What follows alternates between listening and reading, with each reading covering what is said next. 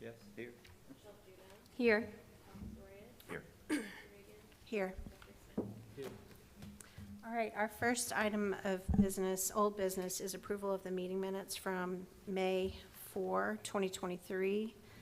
Those are in your packet. If there are no questions or comments, if somebody wants to make a motion. Comments. Mm-hmm. Okay, the first item under new business, the third sentence is there will be a rental space adjacent. It's actually rental space included in the building. It's not in a separate building. Maybe can you make that? And then under the voting, I recuse, not abstain.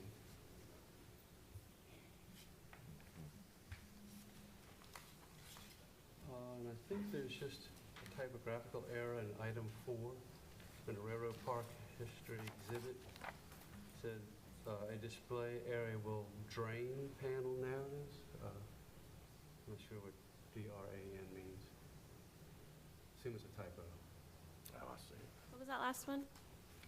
Item 4 in the Railroad Park History Exhibit. I think it's a typo. I'm not sure what you meant when you said drain. It's just missing the I.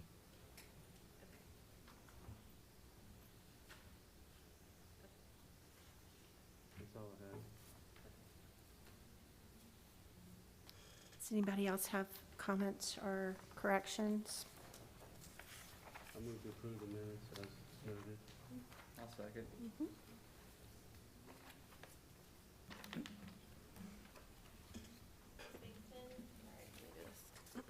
Chris Bankston, Tara Bennett, Yes. Roy Dufresh, Yes. Michelle Juneau, Yes. Tom Pastorius, Yes. Cassie Reagan, Yes. Jeffrey Smith. Yes. Okay, on to new business. I assume we're skipping 1 and 2? Yes, so, yes, we are. Just keep it simple and say we are skipping. Okay. It's been a journey. This agenda has had lives, basically. But we're here. So we will skip to item number 3, which is facade grant for 203, 205, and 207 East Charles Street.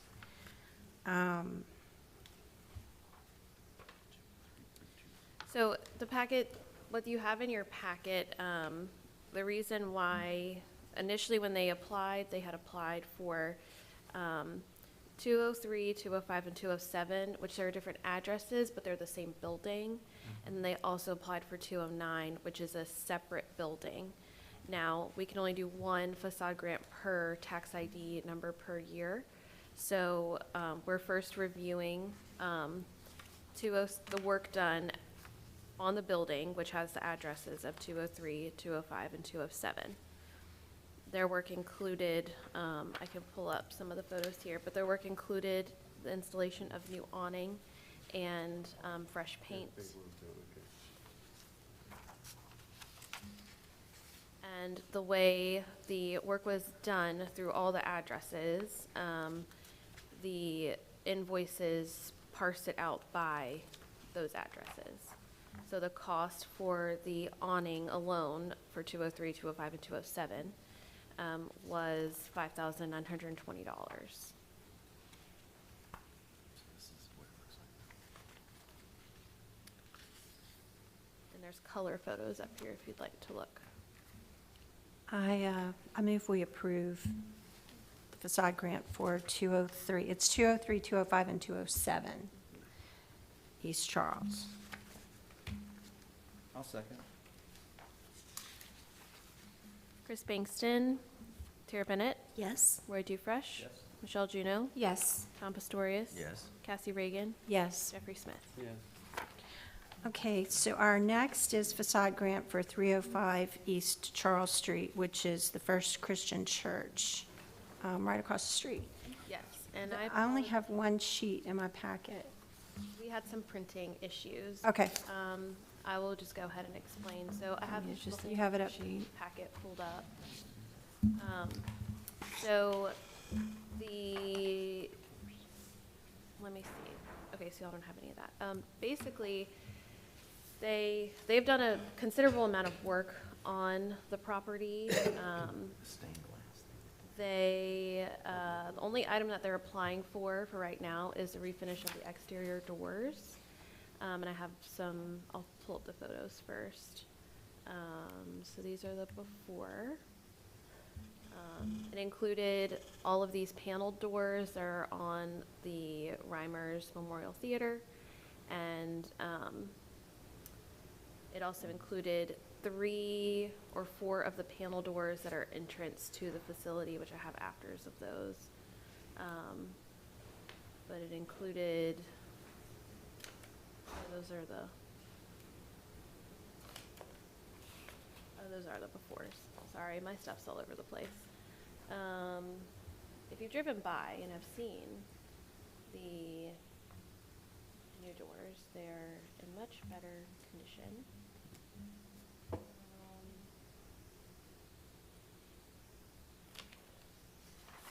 don't know what's happening here. I signed it to my email already.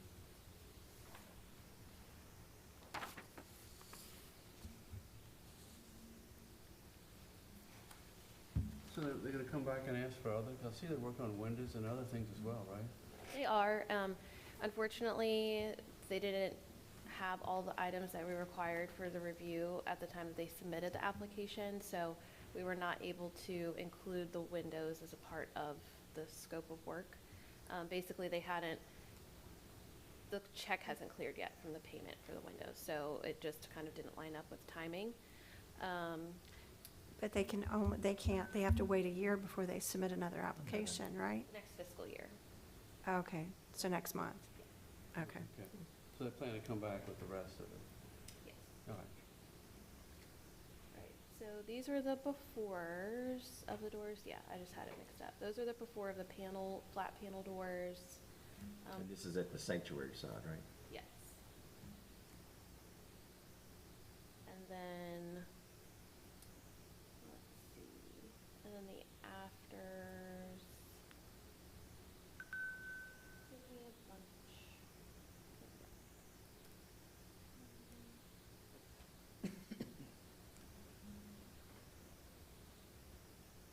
So, Michelle, since the amount they're requesting is less than a $2,000 cap, what determines what percentage of what their cost is can they ask for? It's half of the project amount up to 2,000. I got it. I'm sorry, y'all. I'm trying to find these pictures.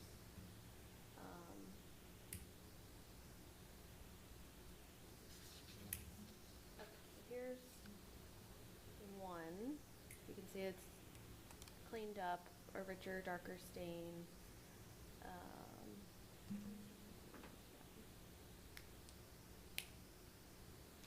Might be able to look out the window here and get a better shot. Right, I know, y'all. I'm sorry. I'm good with it. So. So yes, I'm just gonna see if I can, there we go, they're all in here. So I want you to see these doors. I'm gonna change my certificate here. So they've really cleaned them up, kind of recoated the wood to protect it. And they recently rededicated the Reimers Memorial Theater as a effort to have another sort of stimulus behind it to really bring that space back, because it's kind of fallen into disrepair over time. They recently put it on the National Register of Historic Places, but they're not included in the historic district. So it's individually listed then? They've It's gone through the individually listed. process? Yes. And it got approval? They do. He actually did, I believe that this was done, we talked about the historic district's review process. He actually did go before them. I don't have his certificate handy, but he did go before them, and I can show you the agenda for that. Yeah, I think if you want to get a building individually listed and you're outside the National Register Historic District, the district does still have to review that application. The Neils are going through it with the gym right now, because they're outside the municipal district, the National Register District, but they want to get it individually listed. Got it. The historic district reviewed this in May, I believe, or it may have been April. I'm I second I'll that. second. Sarah beat you. So who's second? Tara? Chris Bankston, Tara Bennett, Yes? Roy Dufresh, Yes. Michelle Juneau, Yes. Tom Pastorius. Yes. Cassie Reagan. Yes. Jeffrey Smith. Yes. Okay, our next item is review of sidewalk reimbursement program guidelines and application, and that is here in your packet. And one thing, I know the last meeting we debated about, is there a cap, or, you know, how do we handle that? And I think we decided that it would, if we put a cap on it, then it would limit, you know, potentially big projects that came along. So we talked about it at the board. Michelle, correct me if I'm wrong. The board is going to have a budget amount per year, and then if something else came up that was bigger than that, we could vote to shift funding, and we'd have to go through the city council and all that, but that's what we decided to do. And then what you have in front of you is the latest, greatest draft of the guidelines and the application. Okay. Who put that together? Michelle? Michelle? Good job. We used, well, Katie kind of helped we used the model from one of the Illinois sidewalk reimbursement programs. So we just modeled our application off of them. I did go in and add a few additional things, just, their program was structured really different from ours. Their reimbursement was really different. So, I kind of cleaned it up a little bit to make it one page. The goal for this is to get the information in prior to approving the project. It might not be the final dollar amounts, but it should be a pretty close approximation of what it would be. That way, the DDD, the city, the owner can all review it and come to an agreement prior to construction. And the board has time to, you know, do what we need to do, if we need to shift funds or whatever. I got a question. Mm-hmm. It seems to me that when they do the application and come before the DDD Design Committee, they ought to have an estimate. Would that help? At least an estimate of the construction cost for the sidewalk, so you would have Do we not some have that in idea there? of kind of planning budget-wise and what's gonna be done. And I don't see on the application where, you know, you're not gonna hold them to it, it's just an estimate. But it kind of give you at least an idea of what your third shares would be for the DDD. Yeah, we should definitely, Well, I Add think to that. take a step further, not just an estimate, but a bid, right? well, I mean, we want to have it as soon as possible. We want to know, So I know when we last discussed it, I did change, when we last discussed it, we said that it would be, this application would be submitted and thinking about the whole logistical process, it's likely that when someone is engaging in this program, we should also be conducting an architectural review if it's not in the historic district. So we had discussed them applying for this in advance of seeking permits, but however we want to specify that a little bit more so that we know at what stage of the project we want to be talking to them, and we are just communicating that very clearly. even if we do it in an early design phase, they should have an estimate for what the work would be. Yeah. And then provide, what Jeffrey says, that at some point when the permit's done, they should have a bid on that. And maybe you could bid those kind of things, the architects could bid it as kind of, you know, separately, or at least have a number for it, like an alternate or something. An alternate that can be, Just so you get have separate an actual pricing. Yeah. Number for that particular work, but when they come to the design committee, we want them to be here before they've got any bids. We want them in the design phase to be here. So my thought was that if they could provide estimates, the architects or whoever could provide estimates for sidewalk improvements, at least the DDD Has an idea would what's have coming an up. idea of what their 1/3 share would be. No, definitely. We definitely need that information. The sooner than the later. So what we're saying is that they should come when they do a preliminary, at one point in the project, before they go out to bid, but during a design phase, we want them to come in? I guess when they come to do the review, Yes. preliminary review? Yeah, well, I mean, at that point, they should, Okay. you know, Jeffrey and them just presented, well, he didn't present, but his office just presented, what, last meeting or He 2 did. meetings ago, the project they're doing. He did it all by himself. Yeah, I mean, that would've been the time for them to have shown us an estimate of what they anticipate the cost of sidewalk improvements to be. Okay. So during the design phase, they're going to come in with a design estimate. So we'll have a general idea of what it's going to be, and then we should have language in here that when they bid the project, they have a, Alternate? we don't have to dictate how they do it, but that they have a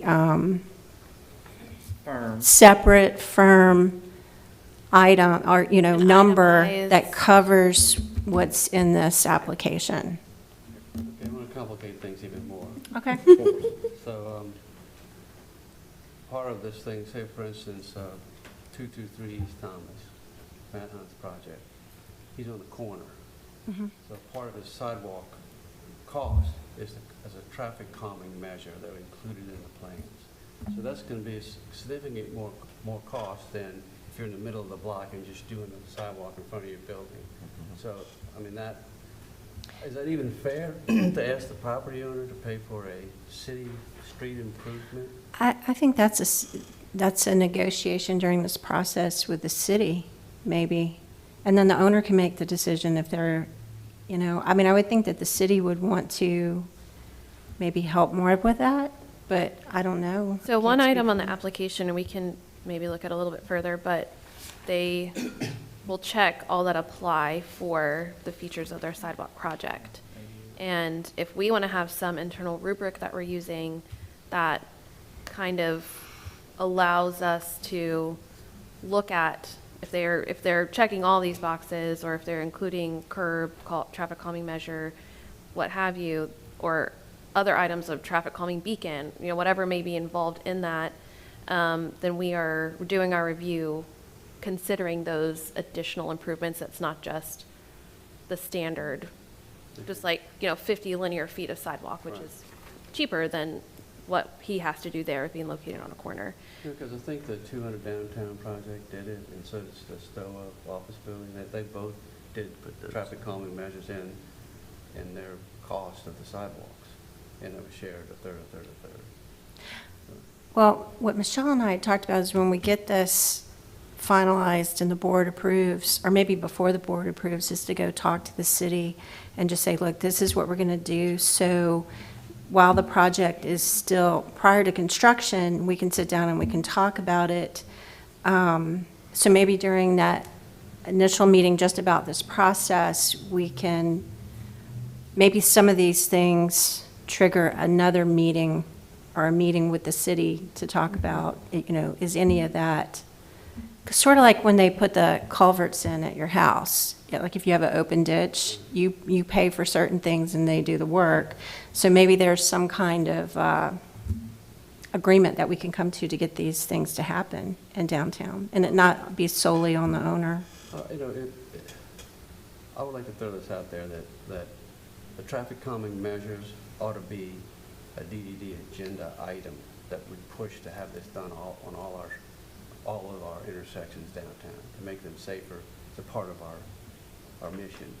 So maybe we should push the city to say, hey, if you start budgeting traffic calming measures in all these blocks that don't have them, and because like you mentioned before, there's an overlay district on Thomas and Mars where the city says, you develop here, we're gonna incentivize you by doing these things for you, infrastructure improvements.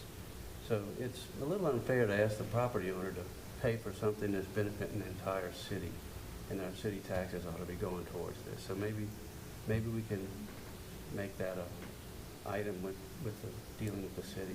Let's identify all these corners and start implementing these traffic calming measures. Yeah.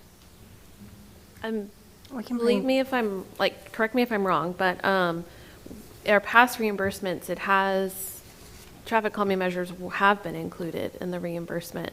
So I don't think we're talking about the property owner having to cover traffic calming measures exclusively. No, a third of it. A third of it. Yeah. So are we having a more general discussion about who should be responsible for improving the sidewalks in downtown. Just I about think the we have percentage two of it. separate, so, and maybe the separate issue would modify this document, Right. but I think the request is that the DDD go to the city and try to make traffic calming measures at all major intersections downtown a priority between the DDD and the city. We can put that on the agenda. Yeah, sounds like some capital Is outlay. that reasonable? Yeah, that sounds reasonable to me that. Yeah, should be instead of the owner one of our- paying for it. Yeah, it should be one of our goals, though, to get this done. If we can name a couple of intersections that I don't want to cross. Oh, yeah, it's This would help, yeah. scary downtown There's one in sometimes. particular. Like in front of, Yeah, don't have, Next home. don't have too many cocktails and chinas and then try to go south. oh, I know across the park, You might not make it. even without cocktails. And you have to look both ways, even though it's a one-way. Exactly. Have to look 3 ways Yeah. in order to, I gotta do it.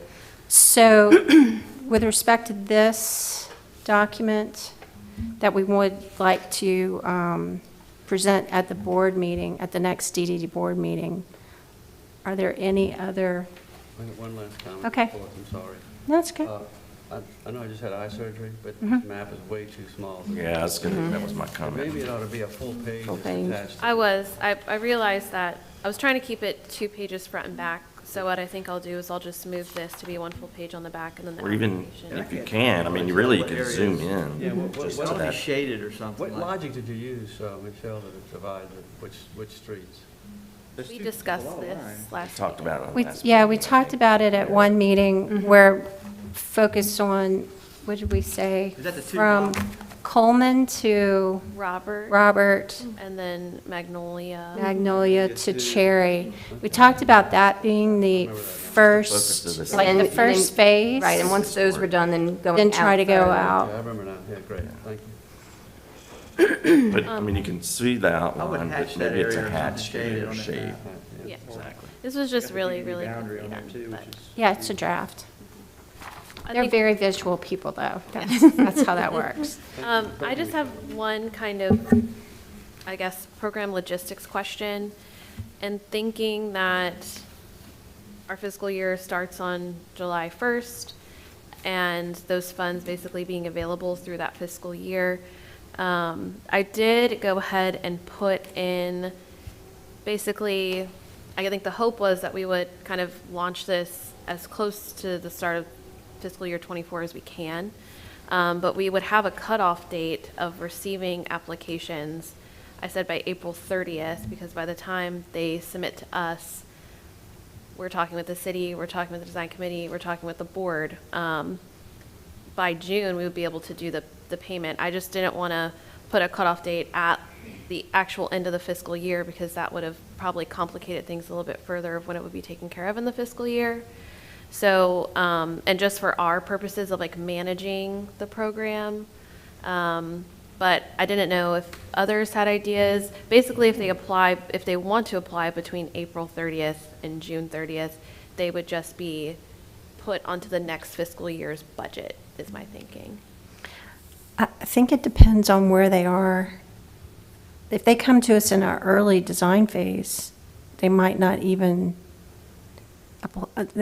be ready to submit the information to get reimbursed in that fiscal year. Might be the next fiscal year. See what I'm saying? Yeah, and I think, Depending on how long construction takes and bidding and, I mean, right. So I put a date on there just to, as a way to structure the program so it's not completely open-ended, I guess. So that we kind of, I don't know if that's necessary. I don't think it's necessary because I think we're going to be so far ahead with this new process unless they wait until, right before they start construction or they'd have to do it before construction, before they bid it. The application has a start date and estimated completion date, so when they come before design committee, Don't know which year. you'll kind of Yeah. know what year they're gonna kind of end up and what fiscal year they're gonna be finishing, so Yeah. problem solved. But the question is, do you allocate that money when they ask for for the application, even though the construction may happen in the next fiscal year? Do you use that fiscal year's Yeah, money good question. set aside for that? No, I think you'd target it for the next year, huh? I think that's the discussion, is when we're doing these reviews, we need to understand their timeline and how we are budgeting for this. So like this fiscal year, we have 30,000. And if we get an application that comes in on April 15th, but they actually don't finish the project until fiscal year 25, then, anyway, that's just all the logistic stuff. I'll strike that because now that I'm talking about it out loud and thinking about it a little bit more, I don't think it's necessary, but I just think it's something internally that we're gonna have to keep track of and keep in mind, which we'll do naturally, but I'm thinking out loud. Well, let me just ask this question though. Say, you're putting a cap on how much you're gonna spend each year on this, right? We have a budget number, This year. but we know that, we could shift funds if we needed to. And I see you say first come, first served, is that right? That's what I put for right now So- with the understanding that our budget is limited and we have not done a cap on what the award would be. But, there could be some additional explanation there. Proposals with traffic calming measures, proposals with X, Y, and Z will be more competitive in their application, that kind of language. But just in terms of our budgeting, I think is where my mind is at right now. So if you don't spend all the money, you're saying you can move it around. So in other words, in a fiscal year, someone applied, but they didn't finish until after, but there's still money left from the year before, you can shift that over or something. So in other words, just want to see anyone lose out. I mean, when we're budgeting in March, February, I mean, we know what's happening at that point in time and making projections through there. So if we're reviewing a project, we'll be able to make the adjustments accordingly. We can still use the funds. I just was thinking more of from a programmatic perspective, but I think I've picked up what everyone's putting down. I think it's going to be a time frame that we'll have to tweak. Like when Right. they come in and do their first presentation, if they haven't gone out to bid yet, they're still in design phase, they can give us a target date. But I think we all know that target date will move once they actually go to bid, get a contractor, depending on weather, all that kind of stuff. So it'll be something that we'll have to monitor Yeah. as we go through. Got it. Okay. If So- you have any other thoughts, just as you're kind of like reading it, sorry, Cassie, I didn't mean to cut you off. That's good. I feel like it's just kind of evolved over the past couple of months, but by no means would I consider it complete. So if you see something else that you feel is really important to this, please give it a really good read and a lot of thought. And I'm not sure where we are with presenting it to the board. I think we're going to present, with the changes that we talked about, we're going to present that to the board. And then, or yeah, after. week after. And we'll loop in the city. Yeah, we should Yeah. talk to this, because the city may have some additional comments. Okay, so we don't need to vote on that. We just needed comments, correct? Okay. All right. Our next item is Railroad Park courtyard furniture options. Yes. And those are in your packet. I can't find the harvest table. Was there a photo So of the harvest table? I Is can it show not? you the harvest table up here. I didn't wind up pulling it because it's a picnic table freestanding with benches detached. So it would be 3 pieces. It's not a one full item. Is it kind of like streetscapes in a way, the ones that are detached? Yes, but they are not surface mounted. They're freestanding. The other one is surface mounted. Kind of backtrack a little bit. We've been on this journey to try to find and locate some courtyard furniture options, and Roy and I sat down and we talked about a few options, and I think our thought about what would go there has evolved over time. I think originally we said that, bistro-style furniture probably would be a good option, but most of that is freestanding. So it requires some labor to put it in, put it out during the day, pick it up. It's just not a sustainable option, as we kind of discussed. And then, in thinking about what's there right now is the picnic tables, and that, you know, kind of the function of those tables is try to seat kind of not as many people as possible, but people enjoy it for the market, to eat their lunch. Having a table and a seating option, the picnic tables are there now, and they work, you know, they're not pretty, but they work well, and they can seat quite a few bit of people. We kind of landed on looking at some of the table options that Landscape Forms has. This is the same company that we ordered the benches through that are already in the park. And the two options by Landscape Forms are, first, this Gretchen picnic table, which you can kind of see the measurements there. The rectangular shape seems like we're going to fit more in the courtyard space versus a round option, which we'll talk about in a minute. But the Gretchen picnic table is a polysite plastic material. It can be dyed black, the polysite can. I'll show it to you on here. But I was kind of thinking about I don't know, having exclusively black furniture in the park, and that would just, right there, just sits in the sun. So if someone, not during market hours, because we put out umbrellas during market hours, someone was there during market hours, it probably would be pretty hot, since that area just kind of sits in the sun.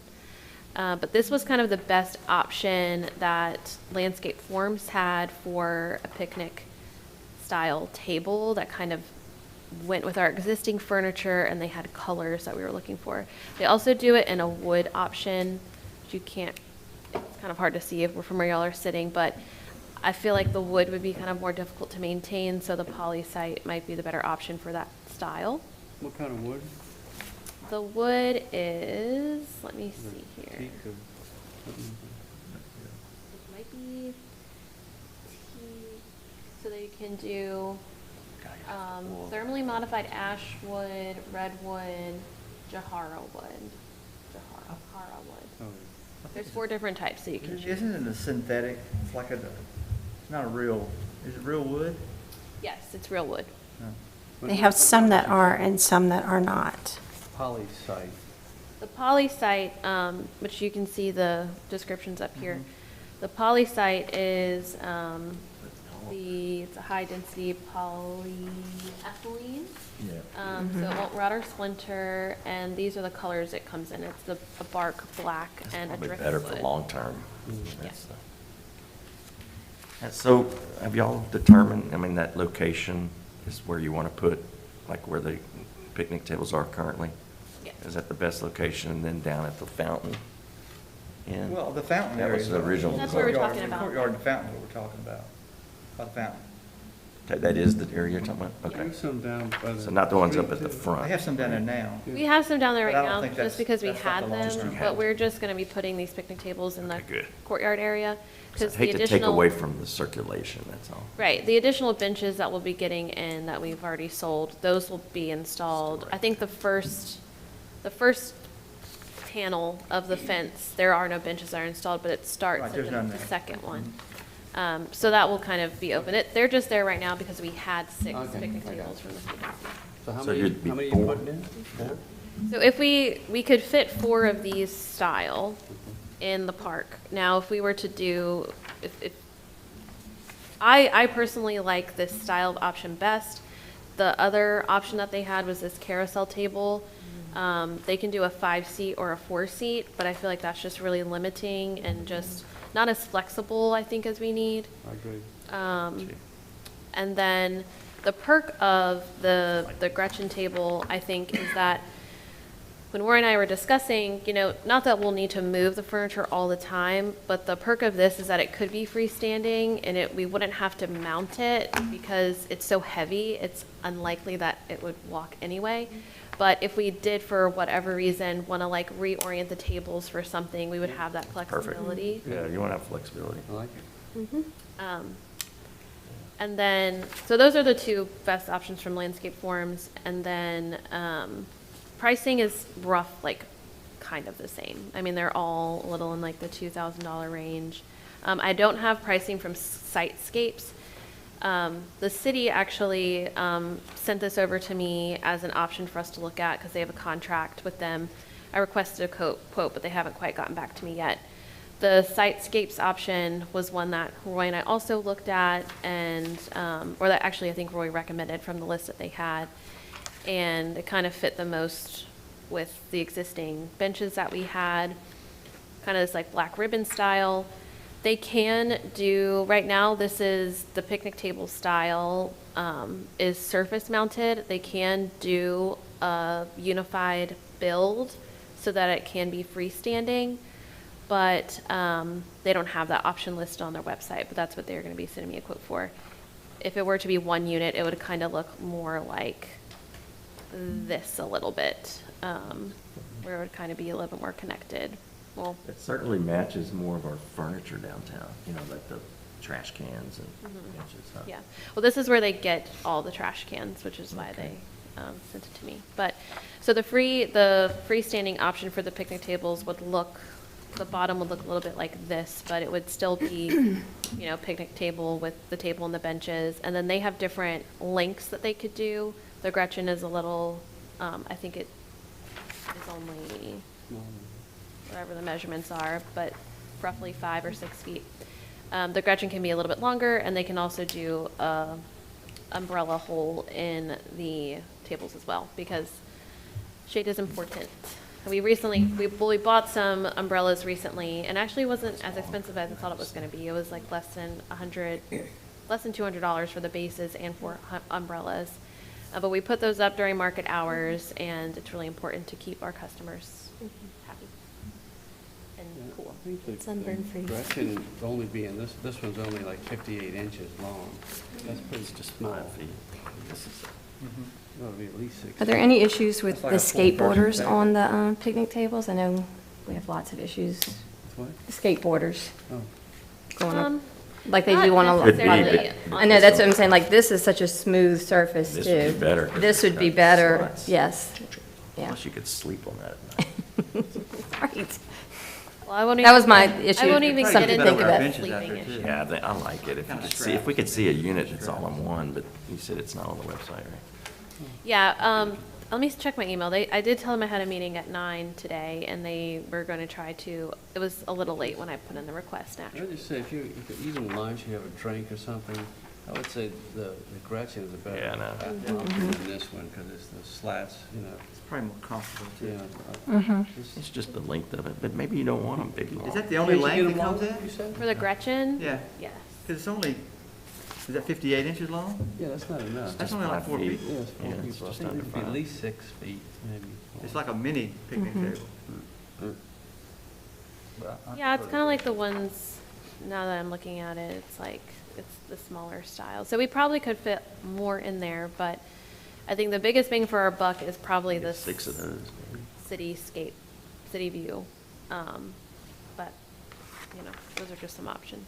Yeah, Sue's a good point. Do you get more smaller ones or less larger ones? I think I'd Because like some more people probably- smaller. 'cause it'd be more Yeah, I think so. variety. More Yeah. people are less comfortable sitting with You might be able somebody to- they Right. know. You might get 6 of those in there instead of 4.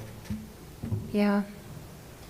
And then You the, gotta pull them together too, if you have. like I said, this does come, you can get it in black, the Gretchen. They don't have a picture of it on the website, but I think you made a good point about the black, is that in the sun, that's going to be hot to sit on. If you have an umbrella, would that? umbrellas are. The only umbrellas right are only now. going to be out during the market right now. Ah. So, There's people sitting out there all day. I Mhm. mean, all the time I drive by, there are people sitting out on picnic tables eating. yeah, or eating, hanging out, talking, so yeah. They'll use them. So we could look at having a more sustainable umbrella option in the future, but for right now, I do like we the put them up during market hours and we take them down. Okay. Any other comments on that? Do we have to vote on it? Do we have I'd to, like some direction. I think I we really all like like the the Gretchen, Gretchen. yeah. Mhm. Gretchen, Yeah. Yeah. And if the other one is a lot less expensive, then looks more durable too. I think we just want to see, maybe you could email the image when they send it to you of what the all-in-one, but if it's not a lot less expensive. I think we like the Gretchen better, just, it's gonna be more comfortable for people, comfortable to use with the top. That's good. Okay. History exhibit project. This is just an oral update. We're working on it. Roy's over there holding his tongue, it seems. We're getting this project done. We're getting it done, and I've spent a considerable amount of time at the center over this past week. We met with Antoine Marketing on Monday. That was on Monday, and we are working on giving them and packaging everything for the full handoff with our finalized narratives, our photos. We did do the display in our office for the draft narratives last month, and we engaged with a few people, and more or less people just they were interested in the project a little bit, but they didn't know very much about Hammond. So I think we've done most of our due diligence in the curation phase of what the history will cover, and in the month of July Antoine Marketing are going to be working on a rendering of what the design concept will look like, and then they'll build off all the other panels from there. And then in July is when we anticipate doing all of our final approvals to all of the groups with what they will actually be looking like, of camera-ready artwork, what we will be sending to the fabricator. Roy is kind of helping us locate 3 companies for the fabrication of them, and we have one that we've looked at for ASI, but we're looking at some others for the high-pressure laminate panels and figuring out the best way to mount them, but it's still in progress. We have a hard deadline with the state by September to finish this and spend the money for the grant, but it is still moving along. So if any point you'd like to review the narratives, I can send them to you. I would like to review, I went looking for them in the office, but marked. They were in the vestibule area. I didn't notice them. No one was in there. I didn't look hard. I looked like a man looks for something. Okay. Well, we did have Jessica. You know what I'm talking about? Yes, I do. Mr. Delmas Dunn, they came and they were there and to answer questions. So, yeah. What would you like to? Didn't we talk about, Antoine is going to produce, they're going to work on one that we pretty well, I think Michelle and I are pretty well set on the narrative part of it. We're trying to get the size correct, the colors. It's probably going to be something with a darker background with lighter letters, something organic color that kind of goes with everything. Probably have an aluminum frame around it that mounts it to the brick. But we talked about having a kind of a mock-up for the next meeting of this committee in July, right? From Antoine. We'll be able to show you the size of it, Yeah. color. Yeah. You'll be able to see kind of a mock-up for this committee to kind of say, okay, kind of bless it. And I'll have a sample of the high-pressure laminate panel and a sample of the frame we're going to use. So at least the design committee we can move on from design committee into historic district and I guess the DDD. So we'll have something hopefully by the next design committee meeting, at least one that you'll see kind of the scale, the size of it. That's all. So just one last thing to tie onto that, again, can't help myself. Since you're figuring all this out, the initiative that we put forth as far as our historic buildings having a small plaque that identifies the building, maybe the same process can be utilized and that can be on your to-do list in the future, is that each of our historic buildings have this little plaque that tells a little bit about their history. I think I've shown you photographs of Yeah, stuff I've seen it. That'd be a perfect collaboration project Consistent with the design. historic district. Yeah, that would be a good collaborative. I like that. Yeah, you got all the Yeah. things you've done, so. Well, one thing our railroad exhibit committee has talked about is that's one thing.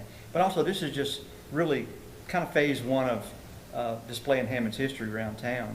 You know, the master plan for the railroad, that park area, that block was to mimic shorter columns on the other side of the tracks with a fence, you know, and redo the parking lots and that kind of thing. And so there's gonna be opportunity, because this is really railroad history that we're doing now in the park. It's really kind of focused on the history of the railroad, the industries, the different railroad companies. Things So- I mean, happen. we have to talk about Hammond history in general to kind of get to the And railroad there's a lot of history Hammond part, history in but- that as well. So I feel like it's been very enlightening for me. But Mr. Nichols, Howard Nichols? is Yeah. you Howard Nichols involved? and Sam Hyde have Okay. reviewed our narratives and made a lot of comments. Oh, great. So those have been incorporated in there. So Excellent. we That's good. we feel pretty good about where we are, Yeah, yeah. but there's still a little bit of ways to go. we're still trying to add in what they kind of wanted to add in and just making sure that the flow from panel to panel is cohesive and it's not too duplicative with information. So we're still trying to make sure that we're creating the best product, but all the like nuts and bolts of everything is there. And then we're working with the center to get all the photos kind of packaged and make sure that when Antoine gets it this Friday, that is the hard deadline for myself, that it's easy for them to kind of, they don't have to become Hammond historians to do their job. I'll make a motion to adjourn. Thank you. Thank you. Adjourned. Door opens in Her knees 10 are out in there. minutes. One day I'll have. Guess who's gonna play golf? No, I did that yesterday afternoon. Had a rain delay in the middle. Oh, Amanda already Where'd Thank you- God it rained Where'd you play? harder. Oh, yeah, that rain hit me. It rained at my house beautifully. It Yeah. needed it so bad. Oh, we needed rain bad. I've been watering my irrigation system, the grass is still brown. Yeah, That's me, how dry it was. yeah, me too. I saw Matt the other night. Said, Yeah, he told me. "We go so. play golf." I've been talking about the Money Hill thing, but some. Well, I Money think, Hill's the same. I need to go back and look, but No, I don't remember what was. Yeah, Chuck and his group moved over there. Well,